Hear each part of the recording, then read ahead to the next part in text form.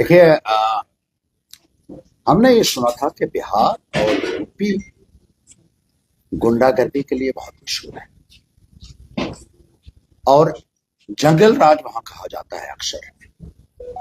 लेकिन जो जंगल राज नगरोटा में देखने को मिला इलेक्शन के दौरान, वो अपने आप में एक मिसाल है। शरेआम गली मोहल्ले के गुंडों को हायर करके भारतीय जनता पार्टी ने पैंथर्स इंडिया के वर्कर्स के ऊपर, हमारे साथियों के ऊपर, हमारे परिवार के ऊपर हमले किए, लाठियों से, डंडों से, टोकों से, और जो दहशतगर्दी वहां मचाई गई थी, उसका मुझे लगता है कि और कोई दूसरा मिसाल नहीं मिल सकती है। इन गुंडों की शिकायतें जो है वो पुलिस को जाती रही, जो भारतीय जनता पार्टी ने हायर किए हुए थे, लेकिन प्रशासन की तरफ से उनके ऊपर नकेल कसने की बजाय उनको पूरी शह दी गई, उनका पूरा समर्थन किया गया।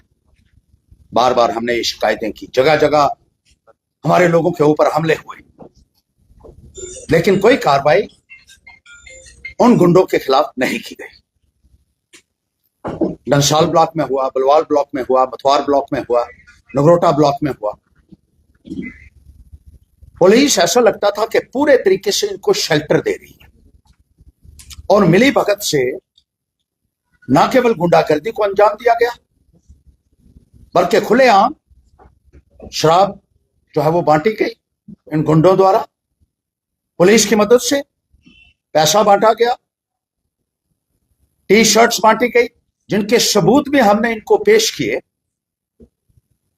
लेकिन उसके बावजूद भी उनके खिलाफ कोई कार्रवाई नहीं हुई है। एक बहुत बड़ा सवालिया निशान इस सरकार के ऊपर उठता है। हमारे परिवार के ऊपर हमले हुए, नंसाल में भी मेरे बेटे के ऊपर हमला हुआ और मथुआर ब्लॉक में भी हमला किया गया और मेरे बेटे को अगवा किया गया वहां से। और इस बात की सूचना पुलिस को पहले दी गई थी कि वो उनको फॉलो कर रहे हैं। पुलिस ने कहा हम पहुंचते हैं। सरोट में जहां हमला हुआ वहां 20 मिनट लगते हैं पहुंचने के लिए घरोटा पुलिस स्टेशन से, लेकिन 2 घंटे तक पुलिस वहां नहीं पहुंची। और जब उन गुंडों ने वहां उस हमले को अंजाम दिया, उसके बाद पुलिस वाले पहुंचते हैं। गुंडे जब उनको मौका दिया गया कि आप हमला करके और अगवा करके पैंथर्स पार्टी के नेताओं और वर्कर्स को यहां से ले जाओ, मैं पूछना चाहता हूं इस प्रशासन से, ये कौन सा निजाम है? ये कौन सी गवर्नेंस है?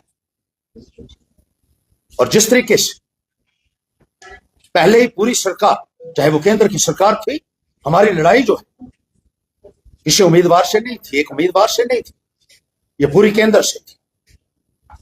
और जो बीजेपी के नुमाइंदे थे, उन्होंने कहा कि लेफ्टिनेंट गवर्नर का पूरा संरक्षण हमको जो है वो प्राप्त हुआ है, लॉ एंड ऑर्डर गवर्नर के पास है। तो फिर ये क्या बात है? क्या ये साबित नहीं हो जाता है कि आप पूरे तरीके से इन्वॉल्व थे इसमें? और जिस तरीके से गुंडों को भेजकर हम लोगों के ऊपर हमले करवाए गए, अभी तक किसी भी गुंडे को सलाखों के पीछे नहीं भेजा गया। जब एसएसपी से पूछा गया, जब एसएचओ से पूछा गया, तो उन्होंने ये कहा कि हमने ये हिस्ट्री शीटर है, ये जो गुंडे हैं उन्होंने ये कबूल किया कि ये हिस्ट्री शीटर है और हमने प्रिवेंटिव मेजर्स इनके खिलाफ जो है वो शुरुआत कर दी है। लेकिन कैसी प्रिवेंटिव मेजर्स थी कि पुलिस की प्रोटेक्शन में गुंडे आते रहे और हमले करते रहे और उसके बाद आराम से जाते रहे। जिस रात को हमला हुआ, लोगों ने कहा कि इसको पकड़िए, इसके घर में जाकर पकड़िए। पुलिस ने कहा कि वो गुंडे फरार हैं और उनमें कुछ पीएचई के डेली वेजर्स शामिल थे, जो इनका जो गुंडों का किंग पिन था उसके साथ थे। हम ये मांग करते हैं कि जल्द से जल्द इस संदर्भ में कार्रवाई की जाए।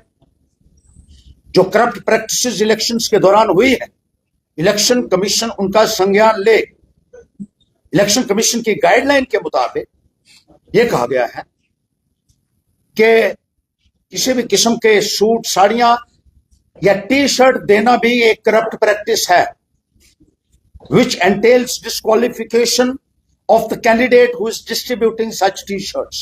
हमने वो फोटोग्राफ भी दिए, हमने सबूत भी दिए, लेकिन वो जो चेकिंग करने वाले इलेक्शन कमीशन के यहाँ नुमाइंदे बैठे हुए थे, वे कह रहे थे नहीं अब हम देख लेंगे, अब हम पता कर रहे हैं, अब हम ये कर रहे हैं। सबूत देने के बावजूद भी उनके ऊपर कोई भी कार्रवाई नहीं हुई है। इलेक्शन कमीशन को एक बार फिर से इस संदर्भ में सोचना होगा ये किस किस्म की इलेक्शन है। ये इस तरीके से इलेक्शन होती है, गुंडागर्दी से, प्रशासन को इस्तेमाल करके, सरकारी मशीनरी को इस्तेमाल करके, करप्ट प्रैक्टिसेस का इस्तेमाल करके, गुंडागर्दी से।